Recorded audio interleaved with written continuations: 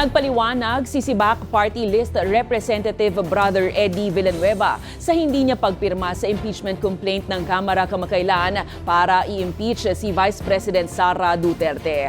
Anya, ayaw niyang mabahiran ng boto ang papel na gagampanan ng kanyang anak na si Senator Joel Villanueva, lalo't isa siya sa tatayong Senator Judge sa napipintong pag-arangkada ng impeachment trial sa pagbabalik sesyon ng Senado. Ipauubaya na Anya sa anak at iba pang Senator Judge ang pagdidesisyon ayon sa mga ilalatag na ebidensya at sa rule of law. Nauna rito, sinabi ng nakababatang Villanueva na hindi na issue ang hindi pagpirma ng ama sa impeachment complaint.